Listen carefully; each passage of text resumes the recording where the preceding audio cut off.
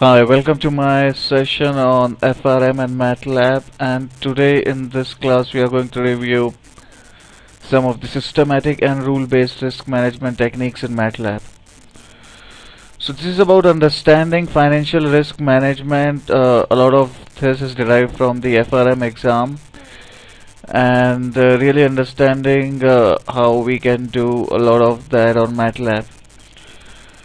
And this video is made for research and education purpose only, and the whole idea here is to sensitize you with some of the emerging areas.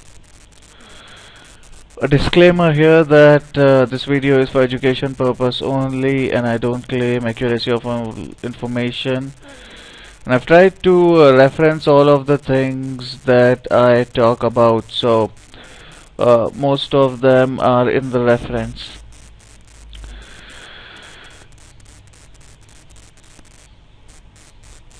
So the whole idea about this session is divided into understanding different type of risks that we have in a portfolio, understanding what do we mean by passive strategies, what do we mean by overlay and systematic risk management, understanding those hedging instruments, understanding the models that we use, the instruments that we use, and a lot of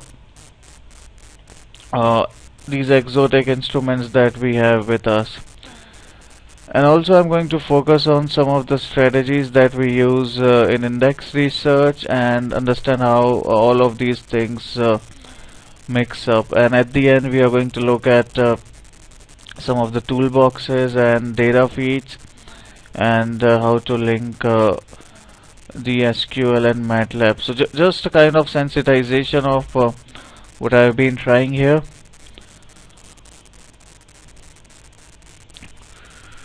So this video is helpful if you are studying for FRM, or if you are an FRM and you're looking to apply all those concepts in MATLAB, and to link that with data feeds, to link those things with an SQL and understand what could be done.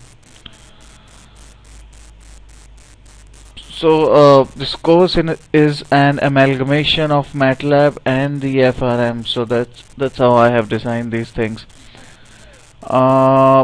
The whole idea about passive risk management or systematic risk management is helpful in pension funds or other long-term investment. So this is quite opposite to the other dimension of the dealer banker, or of the prime banker, where he takes in those investments of pension fund, put it into a systematic passive index which has some rule-based risk management, so that there is minimum loss, and they could actually control the loss on these pension funds or other long-term investments or other fiduciary investment or the endowment money. So those are like long-term investment. But on the flip side, the bank can rent these assets to the hedge funds, who can play on the HFT and the algo trading. And these hedge fund could also provide or underwrite the various derivative instruments that these bank then can sell to the pension fund. So understanding how a dealer banker or a prime brokerage works would help you to understand how these things fit into. So in this part we are focusing on the passive strategy or the risk-based management. So the audience here are the pension funds, the endowment funds, or other long-term investment funds with a huge corpus of money.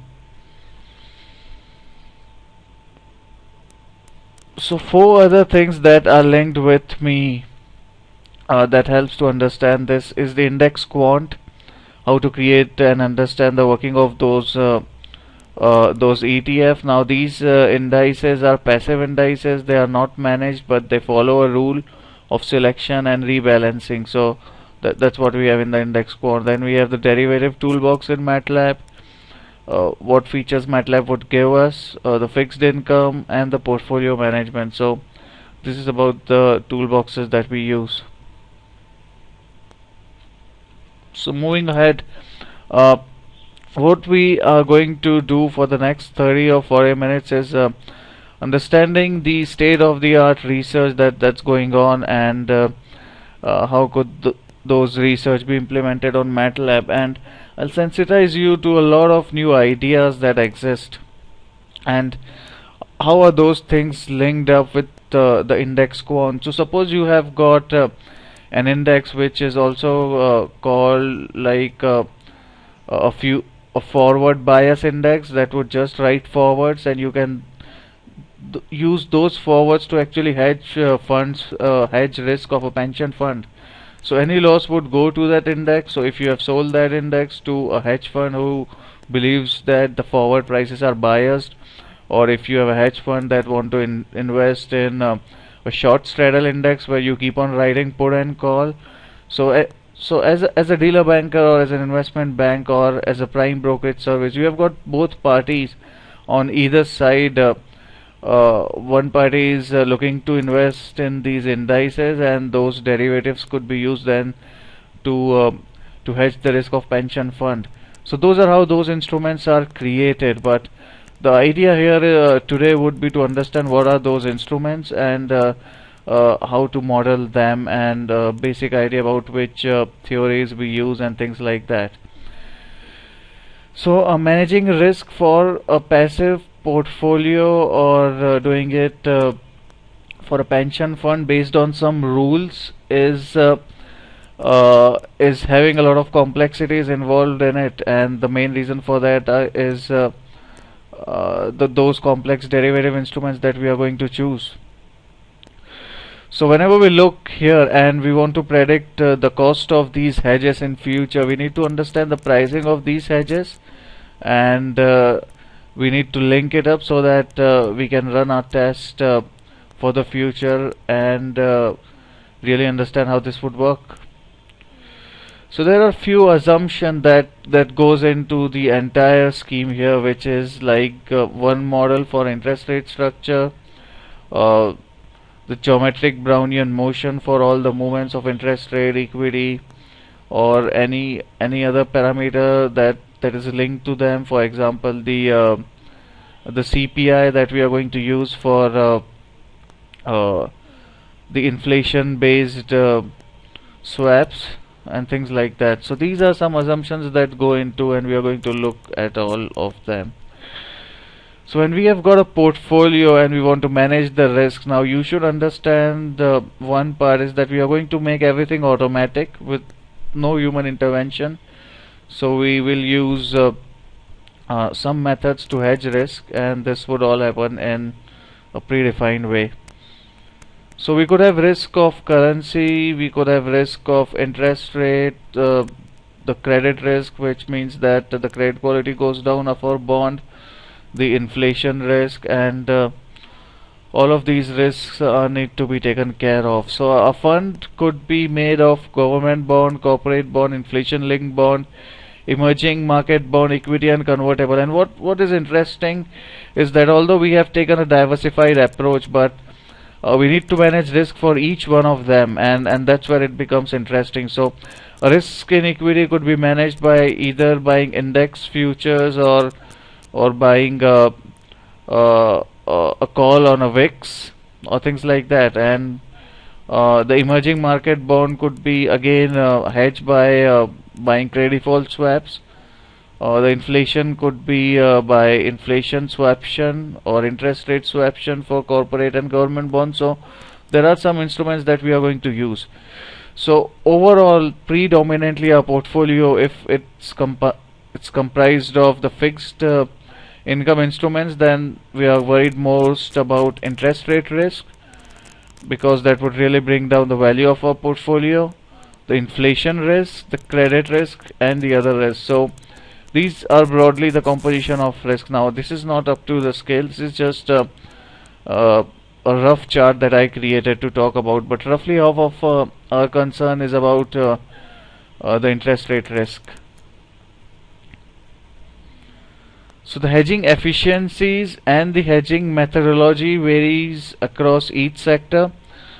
For equity, it could be equity index forward. For corporate bond, it would be, of course, the credit default swaps. And for something which becomes interesting, which comes on down, would be the inflation linked bonds. So we could buy an inflation swap, or we could buy a CDS on these currency bonds. So if we go back and look, most of our concern is about interest rate, and that's where we want to start things. So what we want here is the price of hedging, the liquidity risk, and whenever we look for prices of any kind in the world of financial engineering, the only thing that we are concerned is about those stochastic differential equation that's modified and used to predict the behavior of almost all of our random variables that we are going to use. So this is one thing that you should start with, because once you start with that, you have to use a lot of methods to predict the future prices. So these are some methods to produce the future prices and the future paths for the interest rate and the equity. So you can see a lot of stochastic differential equation thing sticking into. Now if you look down on the interest rate models that we use, so there are various interest rate model. One could mean that there is chances that the interest rate is going to revert to its mean. There could be one that have other focus on drift and diffusion or things like that. So based on what you think is the scenario at this time, you should use a particular model, and or you can define a model based on burst or boom. So that's one way to look at it. So when we want to decide a model, and all these models are quantitative, we need to understand the state of the market and understand how things would move ahead, or and really find an indicator on how we are going to look at. So those indicators could be these macro alpha indicators of how market is behaving, to decide those three dimension in which we are, and then use a particular model to find out our pricing. So as I told you, most of our risk is concerned with the interest rate models, and we have got at least 10-15 models to use in the interest rate dynamics that we want to use. So one model that we see in the FRM exam is the VASIC model, and I just pointed this out because if you're giving FRM2, then you're going to see a little bit about that, but it's just very basic info on that. And when we move to the MATLAB, we have two again models, and I would like you to check these models. They are again based on those stochastic differential equations. They have got some or the other idea, and what we are looking for here is to create those trees or those lattice structure using these two models. So that's what we have in the MATLAB derivative toolbox, which we are going to separately look into. So once we decide on which model we are going to use for the interest rate, then we can move ahead and take the interest rate pricing of various options. So once we have that, we can use and price those interest rate swap or swaptions or whatever we are looking for. Now there are some custom risk that have some specific features, like inflation risk is dependent on the modeling of the CPI behavior and things like that. So these are some custom ways to look at it. If you want, you can check out those references, the third and fourth, to get more idea. Then another great idea is to buy the high yield investment grade bonds, so and get a protection on them, and this is really something that's interesting. So that's again an idea.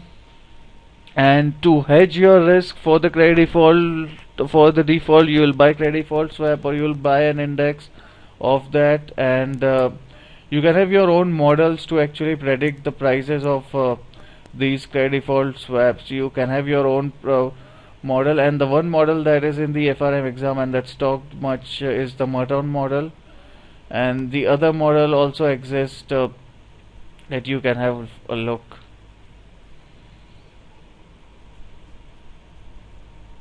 A little bit about variance swap. So there is a model, Huston model, not talked about much, but it's again the variance and the wicks, both of them behave in the same way, that we'll use a mean reverting model with some drift and random behavior.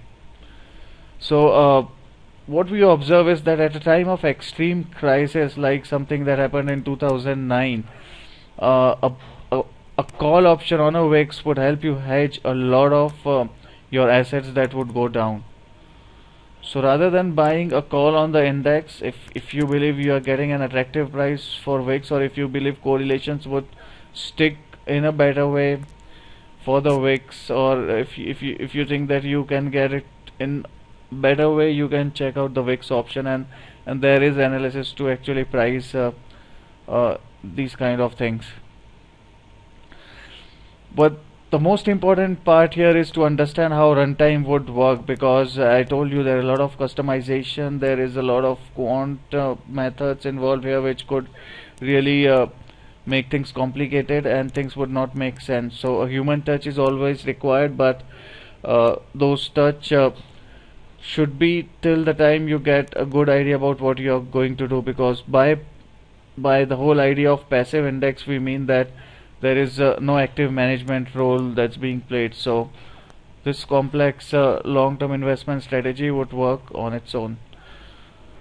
So we had focused on the different kind of instruments that we are going to look. Let's try to look at what we have in common with the FRM exam. So the VAR calculation, the conditional VAR, which is the average of loss once the VAR is breached, it's in the FRM. A little bit about liquidity risk, because liquidity is a lot of issue when we try to get these protections intact, so we need to be careful about that.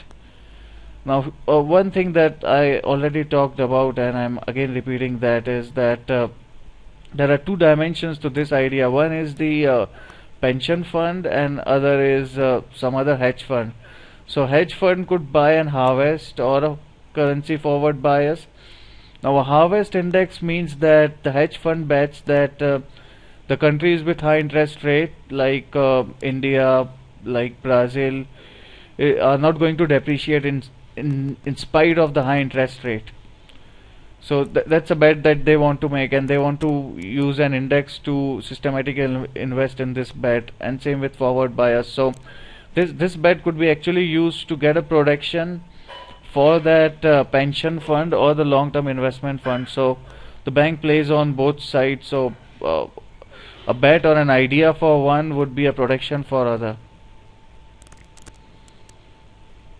And again, I talked about this short straddle index, where a bank would make this index, which would buy, which would actually sell call and put, which would write call and put, and those call and put could be used at the other side. So those are things. Carbon risk, another kind of risk, no, not so much quant, so I'm just skipping on that.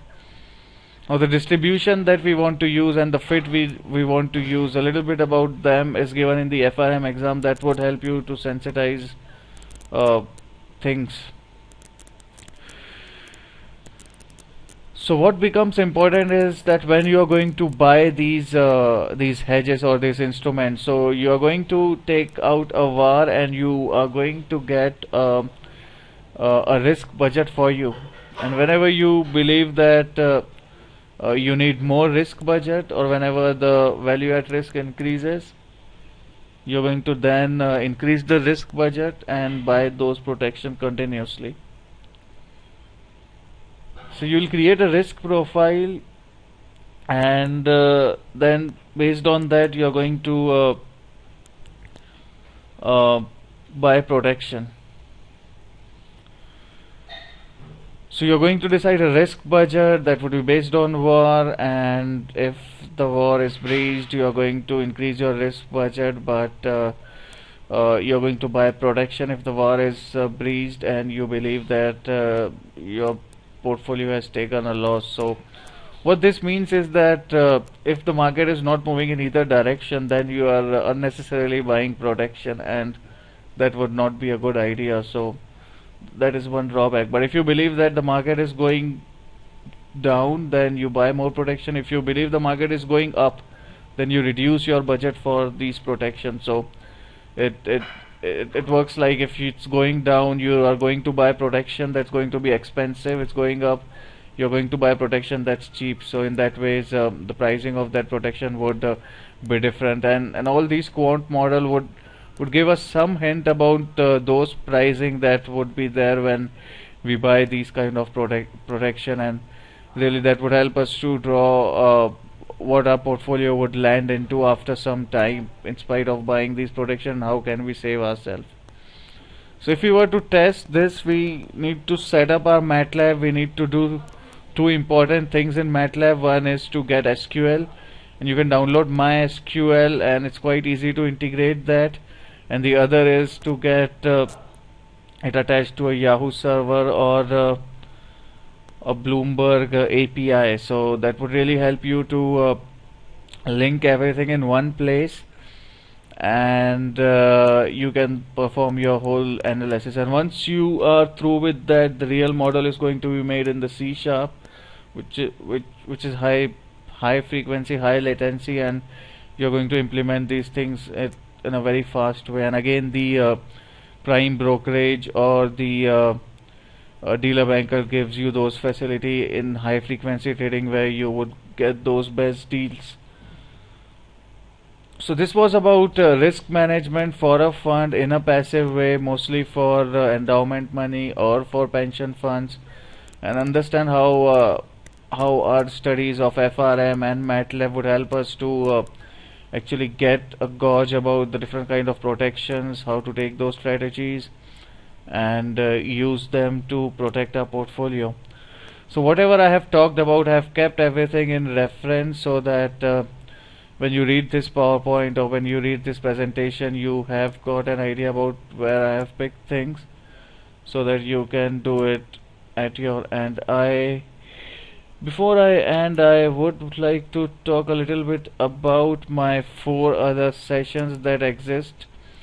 One is on the index quant, and that's a separate idea where if you believe in a certain index or if you believe in a certain strategy as a hedge fund manager or as a general HNI or as an asset management group, you can actually buy that index. And there are many exotic index that do a lot of things. So 2 index that we talked about was the Harvest and the Straddle. So both of them betting on 2 different ideas. So there are other index which would be based on some other themes. Then we have the derivative toolbox in MATLAB. Let me try to quickly take you through with that. Oops, not working. No worries. So these are the 2 toolboxes that MATLAB has, and we'll separately deal with them, and also the portfolio toolbox. So that was it from my side. I hope you got some new ideas about how things work in passive investment and how we can use MATLAB to do that. Feel free to send me your feedback, and I'll see you in my other videos. Thank you for watching and have a nice time.